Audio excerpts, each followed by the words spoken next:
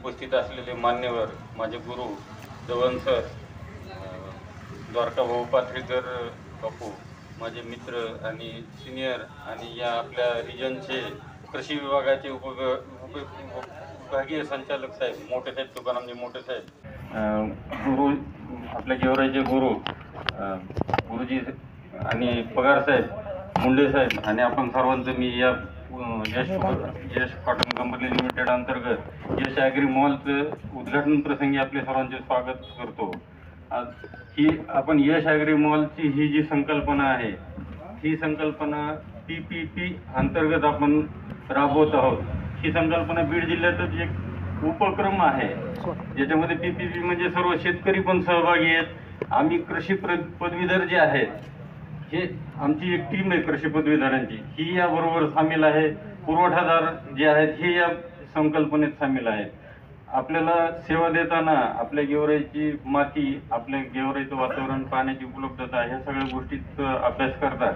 आपल्याला जी कमी इथं गेवराई तालुक्यात भासत होती तंत्रज्ञानाची जोड शेतीला देण्याकरता आपण इथं सगळे तंत्रज्ञ इथं उपलब्ध या कृषी मॉलच्या उपक्रमातून उपलब्ध राहणार आहोत. कापसाचे तंत्रज्ञ आहेत, गरुड सरीत मार्गदर्शन आपल्याला आठवड्यातून 1 दिवस करणार आहेत. आपल्या गेवराई तालुक्यात पोखरा अंतर्गत जे नेट शेड झालेले आहेत, पॉलीहाऊस जे झालेले आहेत, त्याच्यामधले कल्टिवेशन शासनानं आपल्याला सुविधा दिलेल्या आहेत. शासकीय यंत्रणा आपल्या सगळ्यांच्या मागे उभी आहे, परंतु त्याच्यात कल्टिवेशन करताना ज्या दैनंदिन अडचणी येतात, दैनंदिन जे तंत्रज्ञान आपल्याला लागतं, ते तंत्रज्ञान उपलब्ध करून देण्यासाठी तुकारामजी बोले, जे सिंजंडा आणि बायरसारख्या सीड कंपन्यांमध्ये, मोठ्या सीड कंपन्यांमध्ये ज्यांनी सांभाळलेलं आहे, ते आपल्याला इथं उपलब्ध राहणार आहेत. मार्केटिंगमध्ये अच्युतरावजी आहेत पाटील, जे आत्तापर्यंत त्यांचा 20 वर्षाचा 25 वर्षाचा अनुभव आहे, तो आपल्या सर्वांच्या पाठीशी आपण ते देणार आहेत. संजय पाटील आहेत, जे हॉर्टिकल्चरमध्ये डॉक्टर आहेत. ही सगळी मंडळी आम्ही तुमच्या सगळ्या शेतकऱ्याच्या पाठीमागे उभं राहण्यासाठी म्हणून हा उपक्रम सुरू करत आहोत. PPP म्हणजे ही एकाच मालकीची संस्था नाही, ही आपल्या सगळ्यांच्याच मालकीची संस्था आहे. याची सुरुवातच आपण करताना ही सगळ्यांच्या मालकीची संस्था आपण म्हणून करत आहोत.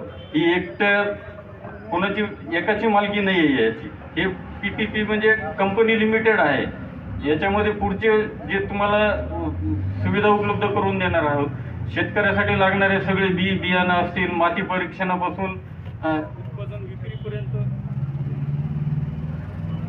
विक्रीपर्यंत जी सुविधा आपल्याला द्यायची आहे, ही सगळी या मॉलच्या माध्यमातून आपण सगळे देणार आहोत.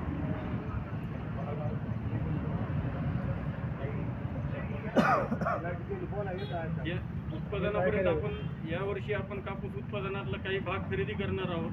या मॉलच्या माध्यमातून शेतकऱ्याचाच फक्त कापूस इथं खरेदी केला जाईल, व्यापाऱ्याचा वगैरे खरेदी केला जाणार नाही.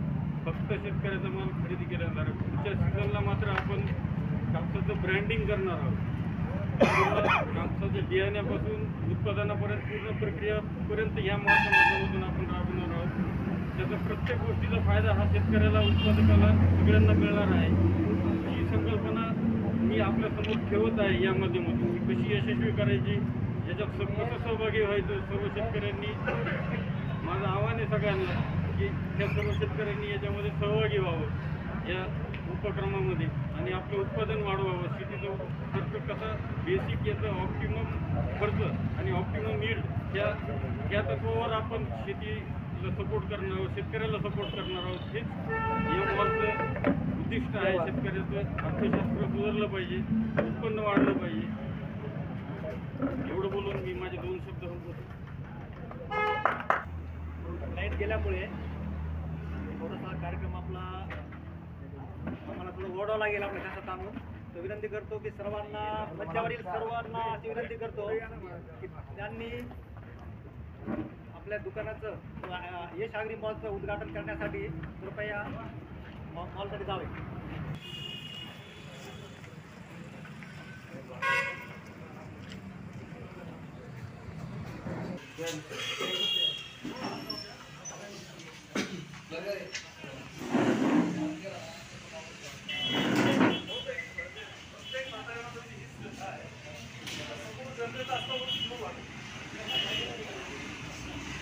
Yes.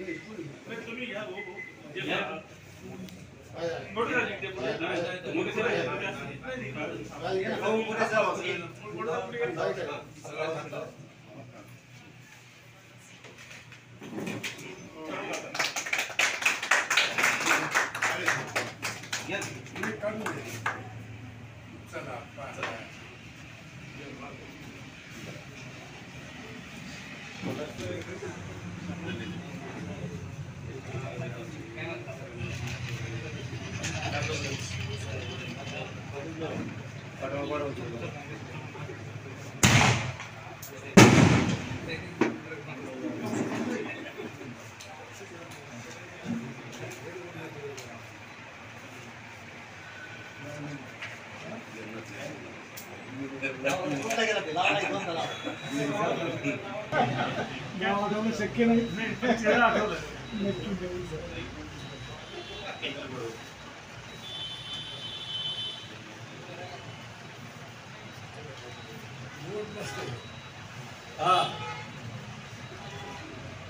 याची प्रोडक्ट आहे. अच्छा अच्छा. आणि तुमच्या फॅक्टरीवर आणि डिस्ट्रीब्युशन नेटवर्क पूर्ण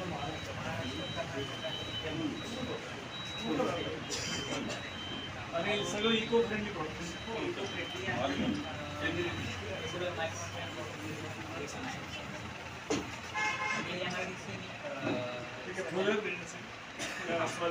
सॉइल ॲप्लिकेशन दोन्ही याच्याकडनं आपण लायसन्स घेतलेली आहे. नवीन प्रॉपर्सनी हे प्रोडक्ट डेव्हलप हा लिग्नाइट एक्स्ट्रॅक्ट आहे नॅशनल सोर्स. अच्छा लिग्नाइटचं आहे ना. लिग्नाइट एक्स्ट्रॅक्ट आहे नॅशनल सोर्स. लिग्नाइट कुठून लागतं? हा निवेल त्यांच्याकडनंच रॉ मटेरियल त्याच्याकडनं आपण इथं एक्स्ट्रॅक्ट करतो. आणि ह्युमिक ॲसिड पण आहे. हो युमिक ॲसिड पण आहे याच्यामध्ये. ऑलरेडी युमिक ॲसिड पर्सेंटेज पण आहे नॅचरल सोर्समध्ये. आणि त्याचा क्युरेटिंग इफेक्ट फार प्रभावी आहे. हो विशेषतः हे जे मायक्रोन्यूट्रिएंट्स आहेत ते क्युरेटिंग त्याच्याशिवाय प्रभावी आणि थोडं कॉन्सन्ट्रेशन असलं तरी त्याचा प्रभाव चांगला होतो. आणि स्प्रेडर टाईपचे असतात ना स्प्रेडर चांगलं घ्या. 1 लाखाच्या वरती आपल्या सॅटिस्फाईड करणार आहे. कारण माझा अभ्यासाचा विषय शिकवण्याचा शिकण्याचा आणि त्याच्यामुळं तुम्हाला या बारक्या गोष्टी मी विचारच नाही आता एवढं डिपली कोणाला माहीतच नाही याला माहित आहे. हे नॉलेजेबल आहे. बाकी शेतकऱ्याला हे माहित नाही. ह्युमिक ॲसिड माहित नाही, चिलेटिंग एजंट माहित नाही, मायक्रोन्यूट्रिएंट माहित. आशारावजी धवन साहेब कुलगुरू कृषी विद्यापीठ परभणी यांचं स्वागत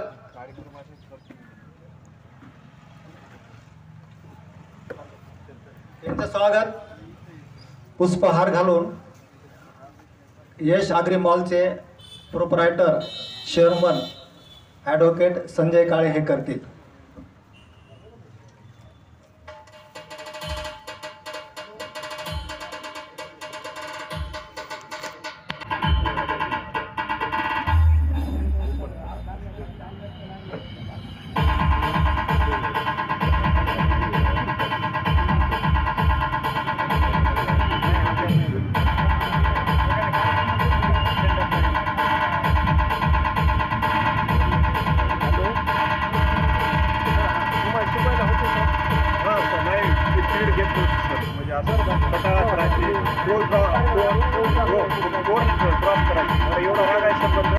यानंतर स्वागत मूर्ती आहेत.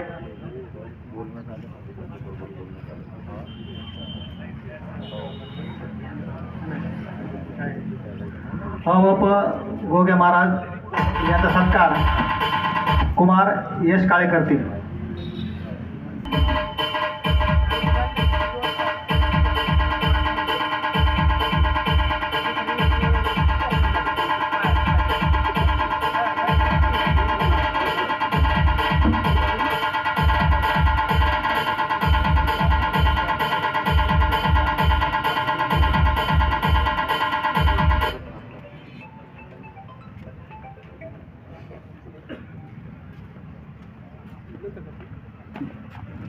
महर्षी आणि औरंगाबाद आणि जालना जिल्हा जेव्हा एकत्र होता त्यांचे पहिले जिल्हा परिषद अध्यक्ष हे 83 वर्षाचे तरुण तुर्क आहेत. त्यांचा सत्कार बोले सर करतील. कृपया विनंती आहे सरांनी वरती यावं.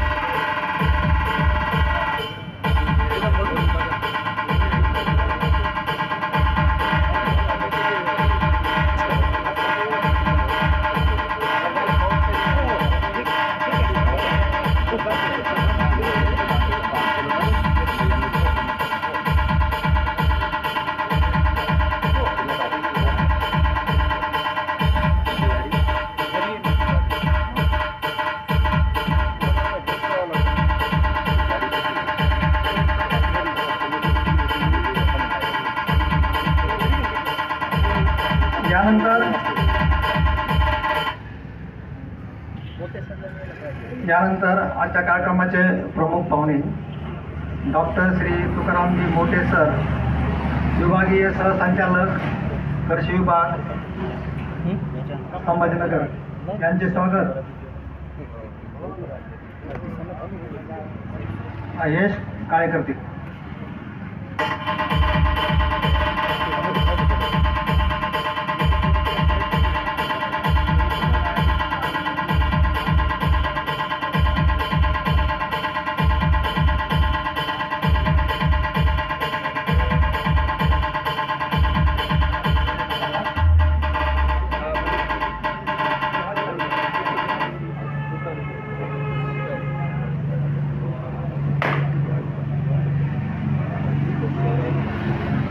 यानंतर ॲग्रो लाईफ प्रायव्हेट लिमिटेड ह्या कंपनीचे चेअरमन माननीय समाधान पगार सर यांचं स्वागत संजय काळे करतील.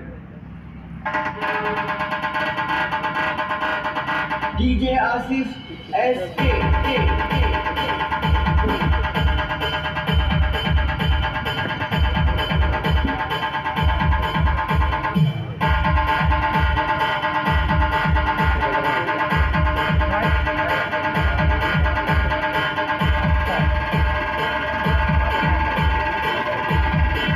यानंतर डॉक्टर मजिंद्र मुंडे सर यांचं स्वागत हरमान गांगाधर करतील.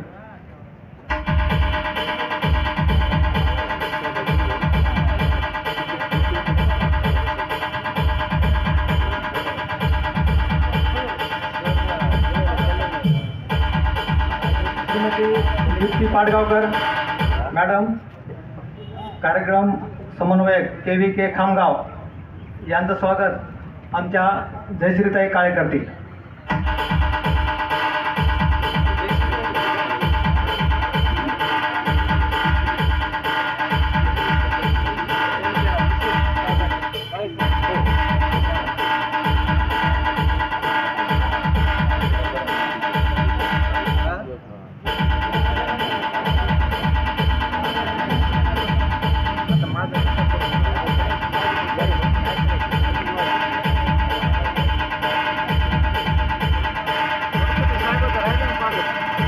आपला कार्यक्रम आता संपतो 1 मिनिटामध्ये. एक शेवटचे सत्कार मूर्ती माननीय मनोहर भाऊ पिसाळ उद्योजक यांचं स्वागत ॲडव्होकेट बाबासाहेब गोपटे सर करतील.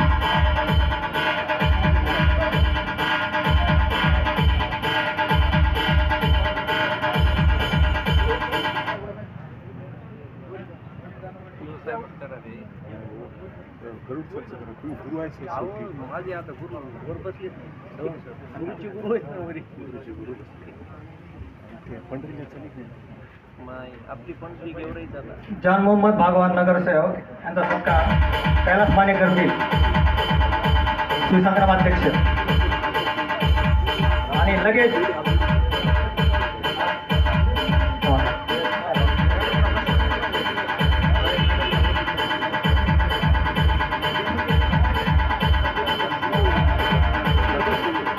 आलेल्या पाहुण्यांचा सत्कार करणं हे आपली एक भारतीय परंपरा आहे. कधी कधी काय होतं, त्यामध्ये खूप वेळ निघून जातो आणि बाकी पाहुणे मात्र हातावर हात धरून बसतात. तर मी सर्व पाहुण्यांचं परत एक बार शब्दसंबंधाने स्वागत करून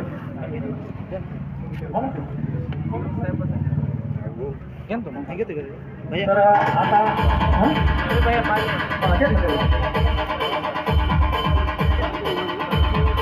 त्यासाठी आपण आज आलात तो मेन बिंदू काय आहे आणि कशामुळं आपण हे यश मॉल गेवराईच्या शहरामध्ये आज आपण ओपन केलेलं आहे.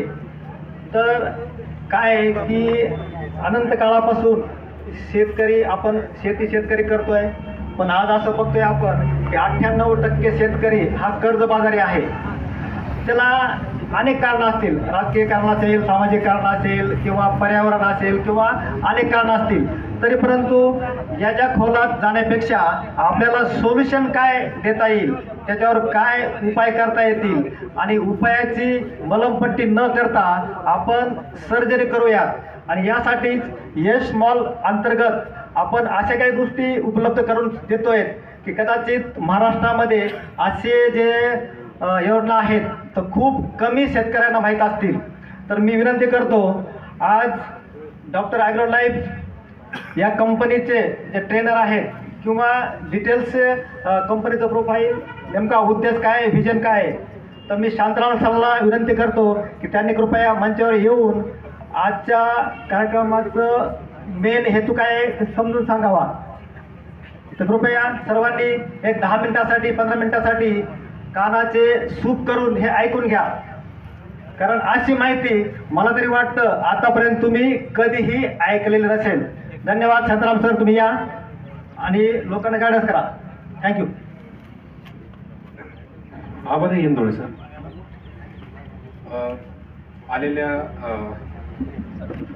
आलेल्या सर्व मान्यवरांचे मी यश ॲग्री मॉलच्या वतीने हार्दिक स्वागत करतो आणि माननीय व्यासपीठाला वंदन करून एक 15 ते 20 मिनिटाचं माझं हे प्रेझेंटेशन आहे ते मी आपल्याला सांगतो.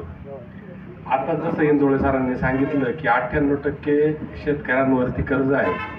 आता त्यावरच्या अडचणीवर आपण जाणार नाही, पण मी जवळजवळ 2008 पासून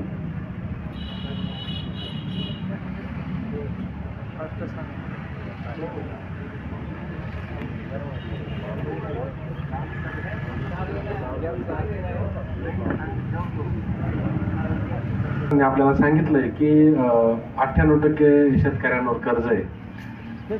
आता मी 2008 पासून या क्षेत्रामध्ये काम करतो, काही कंपन्यांमध्ये काम केलं. माझा स्वतःचा पण ॲग्री मॉल आहे. गेल्या काही वर्षांपासून कन्सल्टेशनमध्ये पण आम्ही काम करतो, काही ठिकाणी कॉन्ट्रॅक्ट फार्मिंगमध्ये पण आम्ही काम करतो. ज्यावेळेला आपण हे काम करतो तर इथं एक अडचण लक्षात येते की आपला जो पिंड आहे, आपण जी शेती सुरू झाली ती भुईमूग, उडीद, तूर, मूग यातून ही शेती सुरू झाली. बाजरी, ज्वारी या कडधान्य पिकातून आपल्या शेतीचा हा प्रवास सुरू झाला काही 31, 40, 50 वर्षांपूर्वी. आणि तो प्रवास कडधान्यातून तो भाजीपाला पिकात आला, काही फळपिकांमध्ये पण आला. पण आपण जर म्हणजे आम्ही या निर्णयापर्यंत आता पोहोचलोय की शेतकऱ्यांना कर्जाचं कारण मला तरी पर्सनली वाटत नाही की त्याला सरकारी धोरणं त्याला कारणीभूत आहे. सगळ्यात महत्त्वाचं काय आहे की हॉर्टिकल्चर क्रॉप असेल किंवा भाजीपाला पिकं असतील, याच्यामध्ये लागवडीच्या अंतराबाबत शेतकऱ्यांकडं खूप त्याचं काही नॉलेज नाही. म्हणजे जेवढी काही आपण हायब्रिड शेतीमध्ये आलो, जसं पारंपरिक शेतीतून आपण हायब्रिड शेतीमध्ये येताना त्यावेळेला आपण जे ग्रास्पिंग करायला पाहिजे होतं फळपिकं असतील किंवा भाजीपाला पिकं असतील, यामध्ये लागवडीच्या अंतराबाबत खूप सारे समज आपल्यामध्ये आहेत. आता इकडे जर कोणी टोमॅटो करीत असतील किंवा शिमला मिरची करीत असतील किंवा तिखट मिरची करीत असतील, तर यामध्ये टोमॅटोचं 5-6 हजार झाडं एकरी